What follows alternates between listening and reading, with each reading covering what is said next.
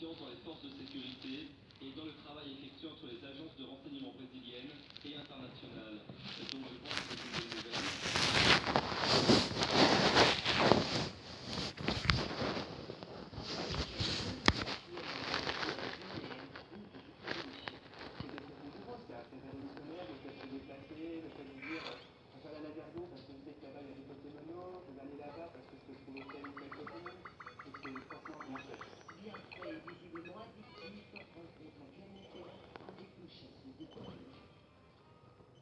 Smartphone à la main, les yeux rivés sur son écran, Laurine est au taquet. Mais que cherche-t-elle? La jeune femme est en pleine chasse de Pokémon. Les règles de ce jeu sont simples, un map s'affiche et des petites créatures apparaissent. Ce sont les fameux Pokémon. Pour les trouver, il faut marcher. Tu joues à Pokémon? Ouais. Ah, c'est vous? Laurine croise d'autres joueurs aussi mordus qu'elle. Et tu sais pas ce que je fais pour attraper des Pokémon, j'ai tout le temps vu des gens avec leur téléphone en train de chercher comment.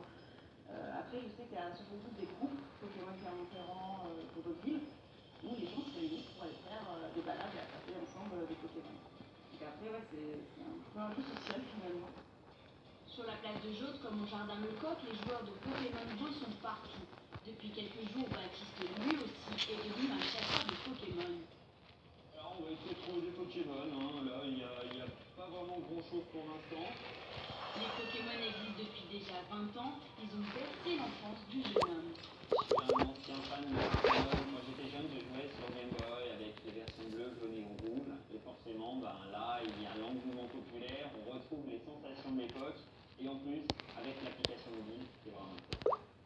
Comme Laurine et Baptiste, Pokémon Go va divertir de nombreux Auvergnats. Ce sera sans aucun doute le tube de l'été. Retour dans le monde réel avec une immersion dans la culture bretonne à l'occasion de la 93e édition du Festival de Cornouailles de Quimper.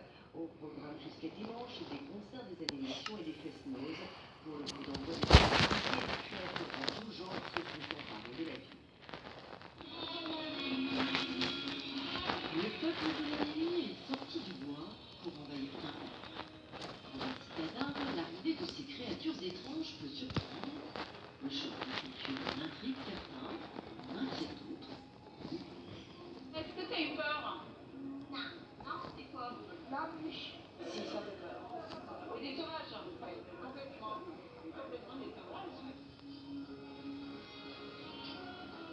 Le but étant de ne pas s'arrêter à sa première impression. Les sauvages ne sont finalement pas forcément des méchants. Pour le cercle sceptique de Quimper et Ostillet d'Arscandala, ce spectacle déambulatoire est une manière d'emmener le public vers l'abolition des préjugés. Le but au final, c'est de dire que il peut y avoir des peuples un peu partout depuis la nuit des temps. Et au final, l'esprit, c'est de se dire qu'on est tous ensemble et qu'on est tous gentils. Dans les masques, invitation à la danse, on se découvre, on se caresse, on se sourit. Et puis leur manichéen, direz-vous, les danseurs quimperois assurent. Oui, il y a clairement un message dans ce spectacle-là qui est contre les préjugés, contre toutes les problématiques lourdes. On se dit que c'est pas mal.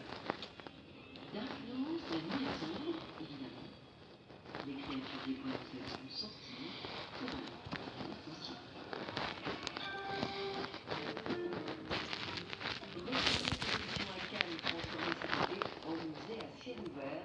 Partout dans la ville sont exposées des œuvres du plasticien espagnol Cristóbal Gavarrón. À voir par exemple cet hôtel qui représente les villes qui ont accueilli des Jeux olympiques. La base du travail de Gavarrón, c'est l'humain. Son travail, c'est autour de l'homme. Pour les Jeux olympiques, c'est ça, hein, c'est la performance humaine. Grande sculpture monumentale se dresse également dans les rues. À Cannes, cet été et plus que jamais aux couleurs.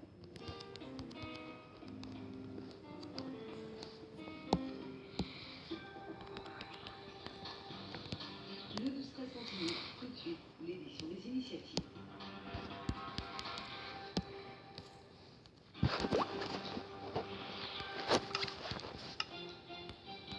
Tu vas reprendre le ski l'année prochaine, non? Pourquoi pas? Bienvenue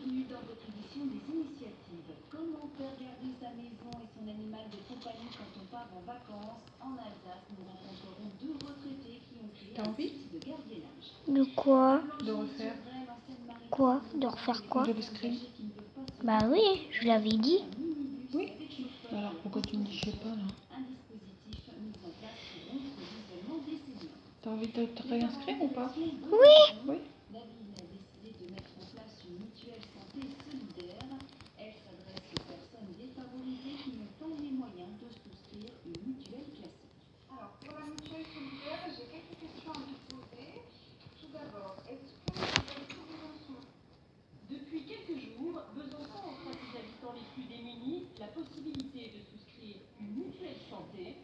Ils seraient actuellement plus de 6 000 à avoir sacrifié ce poste dans leur budget.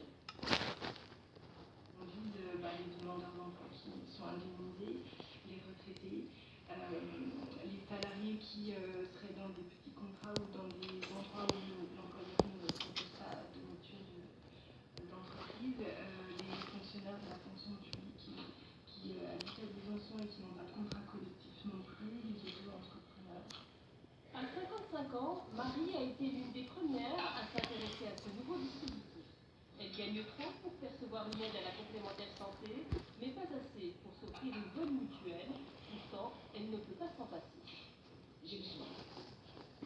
Parce que j'ai la maladie, de temps en temps, il m'a touché la douleur. De temps en temps, moi je vais aller chez le médecin. Pour souscrire cette mutuelle solidaire, il suffit de contacter le Centre communal d'action sociale de Besançon. C'est lui qui fait le lien entre les personnes intéressées et l'association qui gère ce projet. C'est une association d'usagers qui a négocié avec 3 organismes de mutuelles des contrats en demandant de faire des propositions ayant un bon rapport qualité-prix. Au total, ce sont donc 11 formules qui sont proposées selon les parties retraités, célibataires et en famille. Le coût varie de 11 € par mois pour un étudiant à une trentaine d'euros pour une personne seule. Il y aura certainement des gens que nous ne toucherons pas. Parce que, vous savez, nos concitoyens sont quelquefois dans des parcours très difficiles. Nous avons aussi ce que nous appelons un peu les invisibles, les personnes qui par dignité n'osent pas nous solliciter. Le dispositif est opérationnel depuis quelques jours, mais comme il est communal, il ne concerne que les Byzantins. D'autres villes devraient bientôt le mettre en place dans la région. Un minibus solidaire a Blangy-sur-Vesle en Seine-Maritime. L'association L'Atelier a lancé un service de transport à la personne à destination des seniors isolés. Un chauffeur vient chercher les bénéficiaires chez eux pour les emmener à des rendez-vous médicaux, faire des courses ou voir des amis. C'est une petite association qui rend de grands services. À Blangy-sur-Vesle, l'atelier est une balise pour les personnes en difficulté, les personnes âgées isolées. On vient se ravitailler à bas coût à l'épicerie sociale ou profiter d'une activité en groupe. C'est selon l'esprit d'entraide qui a présidé à la création de Mobi Santé, faciliter les déplacements d'une population précaire dans une région particulièrement enclavée. On avait en tête cette problématique de personnes complètement isolées sur le territoire et en difficulté d'insertion. Quand je parle d'insertion, ce n'est pas seulement l'insertion économique, c'est l'insertion culturelle, sociale. Et du coup, pour nous, c'était une problématique particulièrement intéressante. Donc, c'est à la fois, on va transporter à la fois des seniors, mais on va transporter aussi des gens qui n'ont pas forcément de moyens de transport. C'est Vincent qui se charge de conduire et d'accompagner les personnes qui le souhaitent. Le programme de ce matin, nous allons chez Madame Batinier pour les emmener. Et moi, en tuant un zombie qui avait 7 armures, j'ai gagné toute l'armure. Wouhou! Je suis un vrai chevalier grâce aux zombies. Grâce aux zombies. Grâce aux zombies. Jambon. À un certain âge, ça devient compliqué. Certainement, ça va intéresser beaucoup de monde, parce que beaucoup de personnes âgées bien commun. Ils sont tout seuls, et puis ils n'ont pas de voiture, et ils font sortir ça. Le minibus de l'atelier n'a pas qu'une vocation médicale. Il peut aussi servir à se rendre à l'église ou à faire ses courses et faciliter considérablement le quotidien de personnes isolées.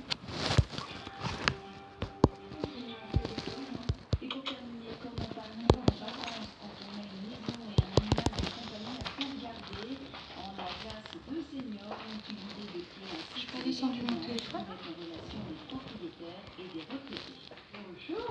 allez-vous? Ces Strasbourgeois s'apprêtent à partir en vacances l'esprit tranquille. Pendant leur absence, ce sont Huguette et Joseph, deux retraités qui occupent les lieux, de quoi soulager nos propriétaires.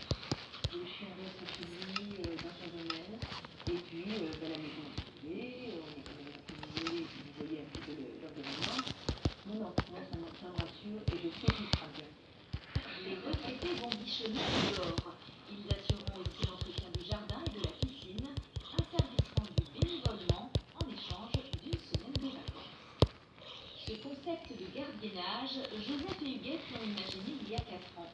Ils ont créé leur site, un petit réseau à taille humaine avec pour l'heure une trentaine de propriétaires, des retraités scrupuleusement sélectionnés et suivis. Mais nous avons une relation tout à fait c'est-à-dire que quand nous avons certains dans une région, nous essayons de voir qui habite dans la région et nous leur demandons auparavant si nous pouvons leur rendre une petite visite. Donc c'est comme ça qu'on apprend à connaître peu à peu les retraités et les propriétaires. Côté tarif, les propriétaires doivent débourser une centaine d'euros par semaine pour les frais de dossier. Et pour cette fois, il y en aura un de plus à nourrir qui n'était pas prévu dans le contrat, le poisson rouge, gagné à la vaccination. Le 12-13 continue dans quelques minutes votre émission nationale.